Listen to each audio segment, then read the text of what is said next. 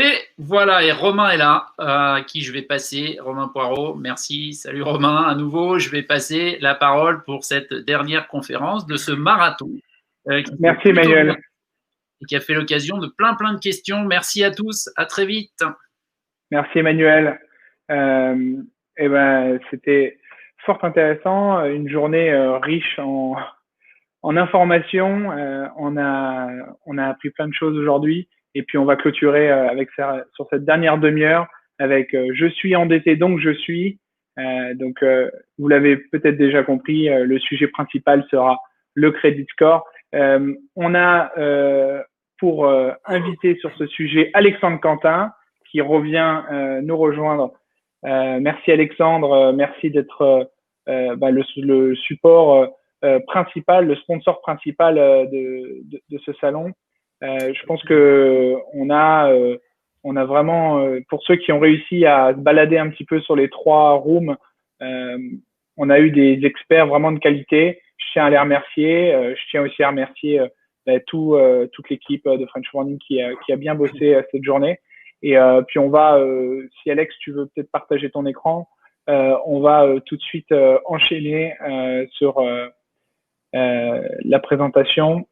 Et puis un petit peu, Alex surtout va vous donner ses conseils d'expert concernant qu'est-ce qu'il faut faire et qu'est-ce qu'il faut pas faire. Et si en 2 mots tu peux représenter ce que c'est USA France Financial. Avec plaisir. En tout cas, merci à tous les collaborateurs et experts de cette belle journée. On a eu beaucoup d'informations. C'était vraiment très riche, je pense, pour les personnes qui nous ont regardé. Donc, encore merci à toute l'équipe de French Morning. En quelques mots, USA France Financials, c'est une équipe de 9 Français et un Américain. On est basé à Philadelphie, San Francisco et Miami. Et donc, on permet aux cadres, aux entrepreneurs français qui sont basés ici aux États-Unis de gérer leurs problématiques financières. Donc, ça prend bien évidemment en considération tous les aspects, que ce soit de succession, de retraite, de protection familiale, de placement, tous les aspects qui puissent avoir un impact sur notre futur financier, on est capable d'apporter une valeur ajoutée. Et cela, qu'on reste pour le reste de notre vie ici aux États-Unis, qu'on rentre un jour en France ou ailleurs, on a cette capacité d'ajouter cet élément de flexibilité et de portabilité si besoin est. Au sein de notre cabinet, nous avons une diplômée notaire, un coordinateur fiscal, des directeurs de planification avancée et d'investissement, et l'ensemble de l'équipe travaille pour le bénéfice de l'ensemble de nos clients. Donc, vous n'avez pas juste un conseil financier, mais vous avez une équipe d'experts pour vous et votre futur, que vous restiez ou que vous repartiez.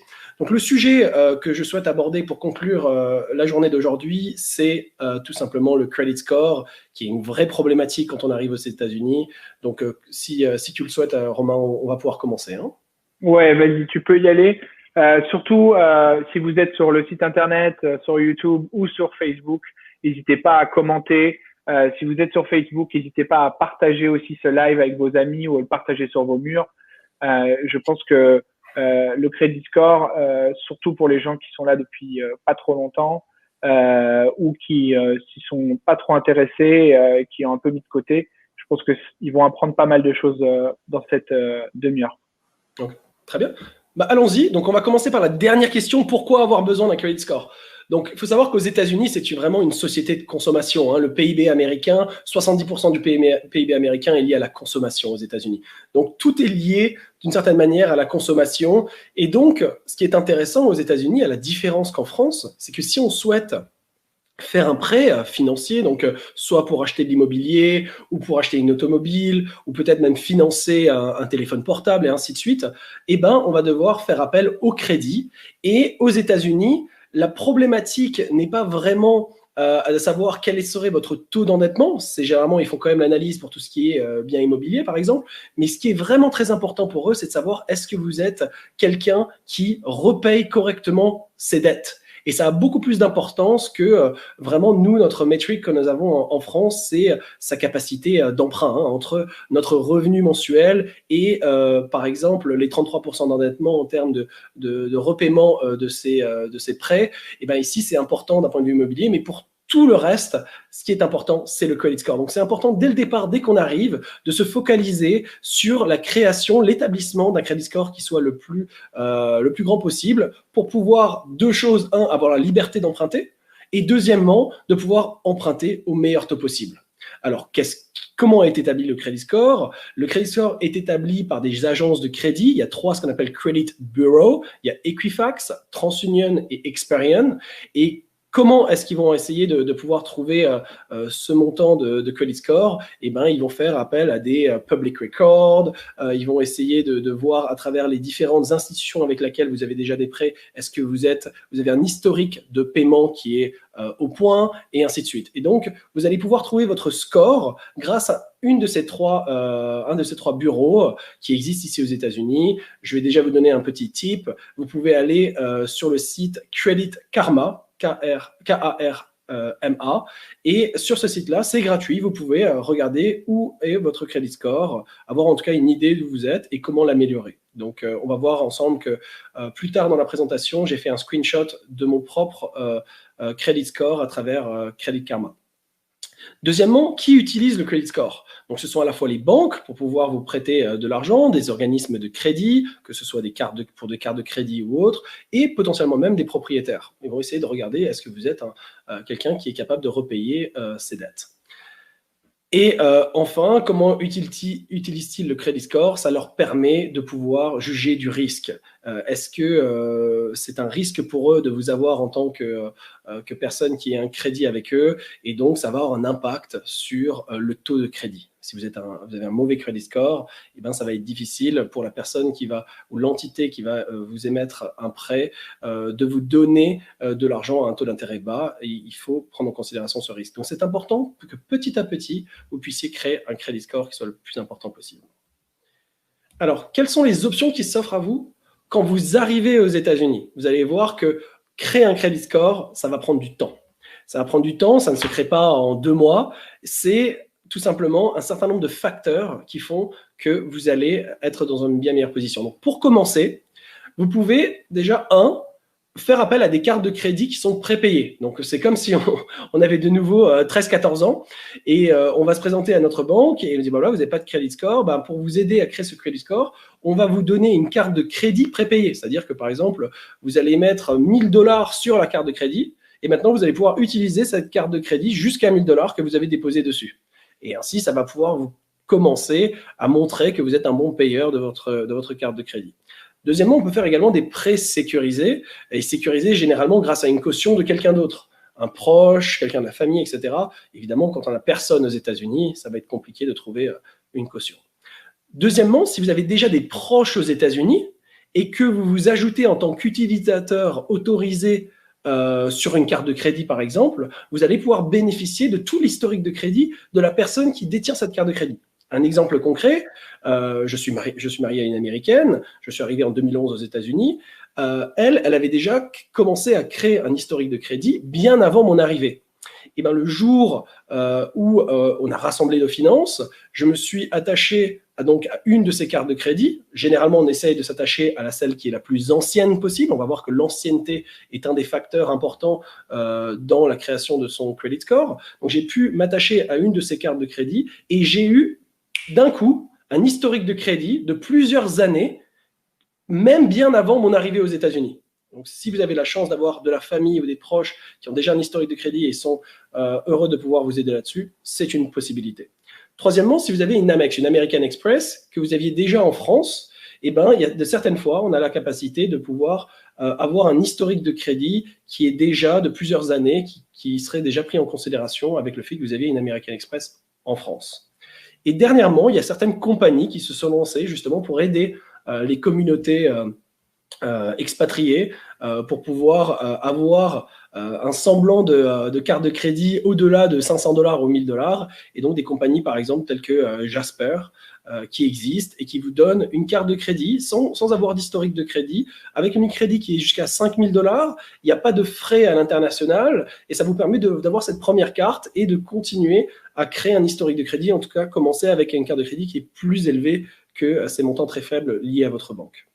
Donc voilà les 4 exemples pour pouvoir commencer à créer son historique de crédit.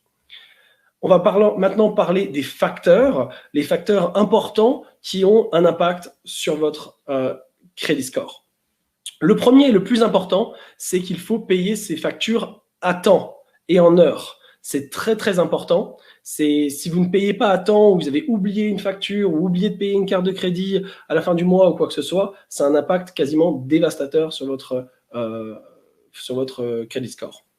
Il faudrait avoir 99% ou plus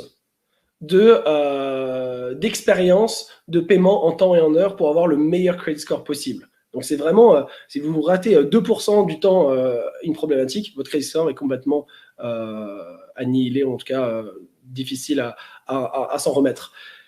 Deuxième point, c'est que, par exemple, si vous avez un encours de crédit sur une carte de crédit, par exemple, de 10 000 $, eh bien, vous allez voir que chaque mois, vous avez un minimum à payer. Par exemple, on va vous demander de payer au minimum 150 $, mais évidemment, le reste de ces autres 9 850 $, si on avait un encours de 10 000 $, eux seront du revolving credit. Et généralement, aux États-Unis, si vous ne payez pas l'ensemble de votre solde chaque mois, les taux peuvent être très importants. Certaines cartes ont des taux préférentiels à 0%, surtout généralement quand les gens ont un credit score intéressant, mais ça peut monter à 26, 27, 28%. Donc, c'est très important de pouvoir tacler ce type de problématique en premier. Si vous avez des encours déjà à l'heure actuelle, dans votre stratégie patrimoniale, c'est un des 6 facteurs à considérer en premier, c'est de tacler vos mauvaises dettes, et les dettes de carte de crédit ils sont présentes puisque les taux d'intérêt sont extrêmement élevés. Mais au minimum, si vous payez le minimum requis, ça permet d'avoir toujours un très bon credit score parce qu'on va vous demander ce minimum. Tant que vous payez le minimum, vous allez pouvoir accumuler un credit score de qualité. Deuxièmement, c'est l'ancienneté de vos lignes de crédit. Il y a 2 aspects là-dessus. Il y a à la fois le fait que quand est-ce que vous avez créé cette ligne de crédit, que ce soit un prêt immobilier. Alors, quand je dis ligne de crédit, c'est lié au crédit. Ce qui va être pris en considération, c'est tout ce qui est la partie qu'on appelle liability. Par exemple, avoir une carte de débit ou avoir de l'argent sur un compte, etc., n'a aucun impact sur votre credit score. C'est tout ce qui est lié à un crédit, que ce soit un crédit pour acheter de l'immobilier, de l'automobile, même un téléphone. Par exemple, si vous payez 25 $ par mois votre téléphone, et ainsi de suite, ça a un impact sur votre credit score. Donc, si vous avez commencé une carte de crédit, par exemple, en 2010, l'ancienneté, le fait que vous avez eu cette carte de crédit pendant 10 ans, est un facteur positif pour votre credit score. C'est pour ça que c'est difficile, quand on arrive, d'avoir un credit score très élevé, parce qu'on n'a pas beaucoup d'ancienneté. Donc, premièrement, c'est combien d'années j'ai déjà eu mes comptes, et deuxièmement, c'est la moyenne générale de toutes vos lignes. Donc, si par exemple, si vous prenez plusieurs cartes de crédit par an, eh ben, celles-ci vont pouvoir réduire la moyenne totale de l'ancienneté de vos lignes de crédit. Donc, si vous avez des cartes depuis longtemps et que vous n'avez rien fait d'autre, eh ben, votre credit score va augmenter de manière positive. Troisièmement, et qui est important également, c'est le taux d'utilisation. Alors, comment est calculé le taux d'utilisation ? Quand vous prenez, par exemple, une carte de crédit, on va vous dire, vous avez le droit de dépenser jusqu'à, par exemple, 25 000 $ sur votre carte de crédit. Eh bien, le taux d'utilisation, c'est-à-dire combien est-ce que vous allez utiliser votre carte durant le mois, par exemple, comparé au montant total qui vous est accordé. Et donc, généralement, il est important de rester en deçà de 30% d'utilisation de l'ensemble de vos lignes. Donc, par exemple, si vous avez une ligne de 10 000 $, il faudrait rester en deçà de 3 000 $ durant le mois, par exemple, repayer et ainsi de suite. Dans l'idéal, rester en deçà de 10%. 30%, c'est très bien. En deçà de 10%. Alors, comment est-ce qu'on pourrait le faire ? C'est par exemple, si vous arrivez à 10, 15, 20% d'encours, peut-être payer avant la fin du mois pour pouvoir un encours de 0 et continuer à le faire petit à petit. C'est une manière de pouvoir peut-être accélérer ce facteur-là. Point numéro 4, c'est le nombre de lignes de crédit. Donc, par exemple, une ligne de crédit, comme je vous ai dit, un prêt immobilier, un prêt automobile et ainsi de suite. Eh bien, il faudrait avoir un minimum de 10 lignes de crédit et dans l'idéal, plus de 20 lignes de crédit. C'est-à-dire soit avoir plusieurs cartes de crédit, un crédit sur l'auto, des prêts immobiliers et ainsi de suite. Il faudrait, donc c'est beaucoup de lignes. Généralement, on est habitué à avoir une carte de débit, peut-être une carte de crédit, un encours immobilier, et puis ça s'arrête quasiment là, ou peut-être quelque chose sur la voiture. Mais là, il est intéressant d'avoir plus de 10 lignes, voire même 20 lignes d'un point de vue optimal pour pouvoir avoir le meilleur credit score. Également, c'est le nombre de demandes de crédit. Alors, qu'est-ce qu'une demande ? C'est ce qu'on appelle un hard pull aux États-Unis, c'est-à-dire que si vous souhaitez avoir un crédit pour, par exemple, acheter une voiture, eh ben, lorsque vous allez faire cette demande, ils vont demander en fait cela au Credit Bureau. Ils vont revenir avec le score et donc ça va s'afficher en tant que demande. Si vous avez beaucoup de demandes dans une très faible période de temps, eh ben ces bureaux, ces agences vont se dire peut-être que cette personne a une problématique de crédit, va essayer de trouver un maximum de crédit parce que cette personne a des problèmes de financiers. Et donc, avoir beaucoup de demandes dans une très faible période de temps impacte négativement le credit score. Il faut savoir que les demandes, quand vous faites une demande, ça peut rester jusqu'à 2 ans sur votre rapport. Et donc, il serait dans l'idéal, avoir moins de 2 demandes par an ou par 2 ans serait dans l'idéal si vous rapprocherez de votre plus haut potentiel de credit score. Et enfin, c'est le nombre d'incidents de crédit. C'est un des risques les plus importants. Si par exemple, vous avez une agence de recouvrement qui a dû essayer de pouvoir retrouver son argent pour le bénéfice de créanciers, ou que vous avez annoncé banqueroute, il y a possibilité de faire banqueroute ici aux États-Unis d'un point de vue personnel, et bien évidemment, ça va avoir un impact négatif sur une longue période de temps. Si c'est une agence de recouvrement parce que vous avez eu un petit montant qui avait été oublié, par exemple, si vous avez une dette envers un hôpital ou un organisme médical et que vous avez à payer $20 ou $40 et que vous l'avez oublié, et qu'un jour vous recevez une lettre de recouvrement, et ben vous aurez un incident négatif sur votre rapport et qui restera plus ou moins longtemps. Si c'est un petit montant et que c'est un peu anodin, ça restera quelques mois, alors que si vous faites banqueroute, ça peut rester jusqu'à 7 ou 10 ans sur votre rapport. Et ainsi, vous aurez des problématiques pour pouvoir évidemment lever de l'argent à d'autres échéances. Donc, dans l'idéal, avoir 0 incident de crédit va vous rapprocher au maximum de votre maximum de credit score. Très bien, donc là, je vous ai fait un snapshot de mon credit score personnel. C'est à travers Credit Karma, donc c'était directement à travers l'application mobile. Donc c'est gratuit, vous pouvez regarder votre credit score à tout moment pour n'importe quelle raison. Ils ont 2 bureaux, donc à la fois TransUnion et Equifax. Pour le TransUnion, le maximum de score est de 840. Si vous avez plus de 820, vous avez c'est excellent, et donc vous aurez le meilleur taux quand vous allez essayer d'avoir un prêt, quel qu'il soit, vous allez avoir le meilleur taux si c'est le cas. Donc, si vous voyez un petit peu comment ça se présente, vous avez le payment history, donc qui est à 100%, qui est le high impact. Vous avez un credit card utilization ratio, donc le fait que j'utilise que 1% de l'encours de mes cartes de crédit fait que je suis dans le vert. Je n'ai pas eu d'incidence négative. J'ai un âge de crédit moyen de 4,7 ans. Ça fait maintenant près de 10 ans que je suis ici aux États-Unis, donc ce qui explique encore le fait que je suis en train de construire cela de manière positive. Le plus je resterai aux États-Unis et plus je garde mes cartes et plus je vais avoir une augmentation de mon score. Alors, vous voyez ici que j'ai 48 lignes totales qui prennent en considération le prêt immobilier, le prêt pour les voitures, le lease, mes cartes de crédit, et ainsi de suite. Donc, sur 10 ans, ça fait à peu près, je prends à peu près une carte de crédit tous les 3-4 mois, et ainsi de suite. Donc, ça veut dire que j'ai beaucoup de cartes de crédit, et je vais faire un petit aparté là-dessus. C'est important parce que je suis au-delà de ces 20 lignes, qui fait que je puisse avoir le meilleur credit score. Mais un des avantages que nous avons aux États-Unis, comparé à la France, c'est qu'il y a beaucoup de cartes de crédit qui, si vous prenez une nouvelle carte, vous avez un sign-up bonus qui est intéressant. Par exemple, vous pouvez prendre une carte de crédit et récupérer 60 000 points, par exemple dans des hôtels ou des airlines, ou bien directement avec des organismes. Et ces points-là, c'est de l'argent réel, et ça vous permet peut-être de faire des allers-retours avec la France, où on ne paye que les frais d'aéroport, et ainsi de suite. Et donc, l'avantage que j'ai pu mettre en place en gérant, en faisant cette demande tous les 3-4 mois d'une nouvelle carte, eh ben, c'est de récupérer des millions et des millions de miles, de points d'hôtel que je puisse transformer en pouvant voyager à la fois le monde, revenir en France, l'utiliser pour l'ensemble de la famille, et de réduire l'impact des coûts de rentrer en France. Donc, généralement, quand il y a ces sign-up bonus, pour avoir ces bonus supplémentaires, il y a un fee annuel lié à ces cartes de crédit, et donc il est important à un moment donné de manager cela, parce que si vous en avez 40 et que ça vous coûte 100, 200 $ par mois pour chacune, évidemment, ça peut s'accumuler. Et donc, la recommandation, généralement, quand on commence à créer ce type de compte-là, on peut récupérer le sign-up bonus, et après, on peut faire ce qu'on appelle un downgrade. Et il est plus important de downgrader sa carte, c'est-à-dire de garder sa carte de crédit ouverte pour pouvoir avoir un impact positif sur l'âge de crédit, donc la moyenne de crédit puisqu'on a mis en place, Parce que si vous la fermez maintenant, ça va réduire la moyenne négativement.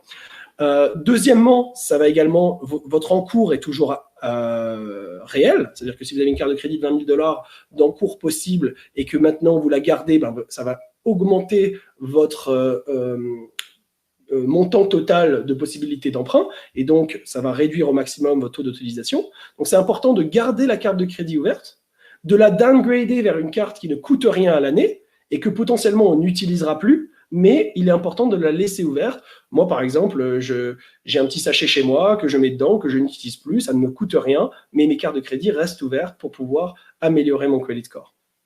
Et enfin, ce qui te permet d'avoir ce fameux taux d'utilisation de 1%. Exactement, puisque maintenant, mon encours total disponible, si besoin est de près de 330 000 $.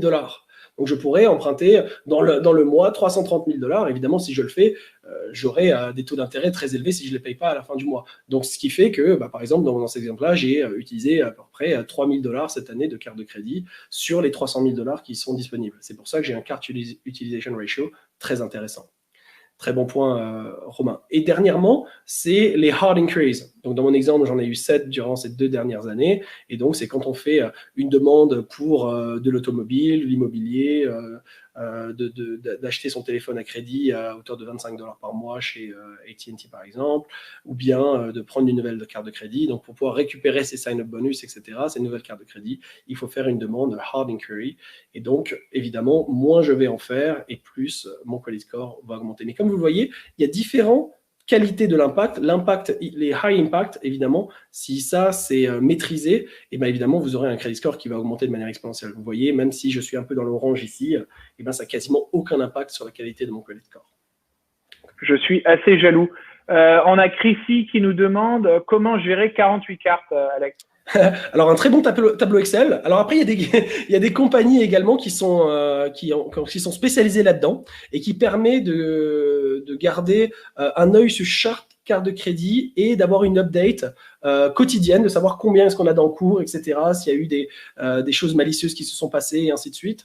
Donc, il y a soit vous faites appel à des sites spécialisés, soit un très bon tableau Excel avec savoir quand est-ce que dans l'année, avant qu'il y ait eu ce renewal date, avant que la renewal arrive, parce que chaque renewal, vous allez devoir ses frais annuels, avant cela, de la downgrader, et donc on peut keep track de cette manière-là. Donc oui, c'est un challenge, mais pour moi, c'était intéressant de le faire, surtout quand je suis arrivé pour pouvoir améliorer mon credit score, mais également, je n'avais peut-être pas beaucoup de revenus, parce que je suis arrivé pour mon MBA ici aux États-Unis. Quand j'ai commencé ma carrière, j'avais peut-être beaucoup moins de revenus qu'à l'heure actuelle, mais j'avais toujours cette passion de voyager ou de revoir ma famille 2 à 3 fois par an en rentrant en Alsace. Et donc, tout simplement, c'était important pour moi d'avoir la possibilité de rentrer en France à moindre coût. Et donc, c'était la manière que j'ai utilisée pour pouvoir continuer à voyager le monde et réduire l'impact des coûts de rentrer en France. Alors, on a un dernier commentaire et je pense qu'il faut qu'on l'adresse parce que je suis pas tout à fait sûr et je pense que tu me corrigeras si j'ai tort, mais je pense que c'est pas tout à fait ce qu'il faut faire. C'est Julien qui nous dit « Si je comprends bien, aucun intérêt de payer en intégralité le montant dépensé avant la date d'échéance, mais plutôt de garder une somme minimum à payer sous crédit. » Ah ok, je comprends mieux la question maintenant. Bah oui, mais la date d'échéance, c'est la fin du mois. Hein. C'est bien ça. Tout à fait. Donc, ce serait intéressant de payer en fait après, à travers la... On met autopay. On met autopay de toute façon, je pense. C'est quand même ce qui est conseillé, non? Alors, tout à fait. Ce que je vous conseille, c'est d'utiliser votre carte de crédit américaine comme une carte de débit française, à compte différé à la fin du mois. C'est-à-dire que vous pouvez faire un autopay, par exemple, au 15 ou au 20 ou au 1er du mois, et sans que vous ayez à gérer de faire ce paiement manuellement, vous faites un autopay de votre compte courant et l'argent est automatiquement payé comme si vous aviez une carte de débit au final. Puisque une carte de débit, vous serez débité à la fin du mois en France. Bah là, avec une carte de crédit, vous liez votre compte courant à votre carte de crédit qui est payée automatiquement au jour que vous aurez décidé chaque mois. Donc c'est l'idée, hein, tout à fait. Hein. C'est une très bonne pratique. Donc voilà, donc utilisez votre carte de crédit pour le credit card utilisation et potentiellement, si vous avez une grosse utilisation de votre ligne de crédit, bah, ce serait peut-être intéressant de la payer durant, peut-être pas à la fin du mois, mais peut-être avant le mois si vous avez les liquidités pour le faire, pour pouvoir améliorer cet impact-là. Okay. J'espère avoir répondu à cette question. Ouais. Non, je pense que tu as bien répondu. Julien, si on a mal répondu, fais-nous signe. Je crois qu'on avait un dernier slide avec ce qu'il faut éviter autant que possible. Voilà, exactement. On va rendre l'antenne parce que le Facebook live s'arrête pile à 8 heures et ça va faire bientôt 8 heures qu'on est en live. Donc, je te laisse clôturer avec les bonnes pratiques et puis si on peut finir pour, on va dire 58, c'est parfait. Très bien. Donc, les derniers points, les dernières slides, c'est ce qu'il faut éviter autant que possible pour améliorer son credit score. Donc, premièrement, on l'a vu, ignorer la bonne tenue de votre credit score et de votre historique de crédit. Il faut vraiment que vous soyez là de manière temporaire, vous ne savez pas combien de temps vous restez, etc. Ça ne mange pas de pain de pouvoir améliorer votre credit score parce que vous allez pouvoir avoir la possibilité d'emprunter au meilleur taux si vous le souhaitez. Deuxièmement, c'est faire de multiples demandes en même temps. C'est par exemple prendre une carte de crédit, faire un prêt immobilier, acheter un téléphone, des assurances, etc. Si vous faites tout en même temps, ça va avoir un impact négatif qui sera à court terme, mais si vous pouvez étaler cela, par exemple, si vous avez un prêt immobilier que vous voulez faire et que vous êtes en train de garantir votre taux, n'allez pas faire des demandes de carte de crédit 3 ou 4 jours avant parce que ça peut impacter négativement votre credit score. Troisièmement, c'est de détenir des encours de carte de crédit élevés. Donc justement, si vous avez un total de 30 000 $ d'encours disponibles et que vous avez 25 000 $ qui est utilisé et que vous gardiez en plus cet encours-là, eh ben, ça aura un impact négatif sur le utilisation ratio. Donc gardez ça le plus bas possible, en deçà de 10% de manière idéale. Enfin, puis annuler les cartes de crédit. Comme je vous l'ai dit, au lieu d'annuler des cartes de crédit quand vous n'avez plus besoin, downgradez-les. Assurez-vous que vous passez d'une carte payante, si vous ne l'utilisez plus, à une carte qui est non payante. Vous pouvez la garder dans un coin et vous garderez donc justement l'encours disponible et l'ancienneté de ce compte-là. Et dernièrement, et je le répète, je ne le répéterai pas assez, c'est le point le plus important, c'est de payer vos factures à temps, de mettre ce auto-pay, c'est fait de manière automatique. Au minimum, payer le minimum requis, mais de le payer à temps, c'est ce qui fait que mois après mois, année après année, votre credit score va s'améliorer. Et je finis là-dessus. S'il y a quelques questions, avec plaisir. Et sinon, je vous souhaiterai une excellente fin de journée. Ouais, c'est top. Merci, Alex. On vient de m'apprendre que le live Facebook s'est coupé. Donc, on est encore sur YouTube. On a encore quelques personnes sur YouTube qui nous regardent. Mais je pense qu'on va clôturer pour cette journée. Merci vraiment à tous nos experts. La liste est longue. Si vous voulez consulter à nouveau notre site internet, on va remettre le bandeau en bas, qui était donc le site pour cette journée entière de conférences dédiée aux expatriés, dédiée aux gens qui veulent venir vers les États-Unis ou qui sont déjà là et qui veulent améliorer leur vie. On en a eu, on a démarré tôt avec le nouveau consul de New York. On a eu le droit à des cours de cuisine sur comment survivre quand on arrive ici ou quand on manque la France. J'ai adoré la petite anecdote sur comment faire sa grenadine, parce que j'étais le premier client à acheter de la grenadine à 10 $. Maintenant, je sais comment faire. Alex, encore merci pour le soutien à French Morning depuis des années, à ce salon qui était une première digitale, puisque l'année dernière ça a eu lieu au consulat de New York, et le digital nous a permis de pouvoir toucher les gens partout dans le monde, et je pense que ça fait 6 mois qu'on voit que les gens se connectent vraiment de partout aux États-Unis et dans le reste du monde. Donc ça fait chaud au cœur. Et puis je vais clôturer avec ça. Je pense qu'on a le droit à un dernier jingle parce qu'on adore ce jingle. Je crois que c'est Max qui l'a fait, qui est dans notre équipe. Et puis j'ai plus qu'à vous dire au revoir.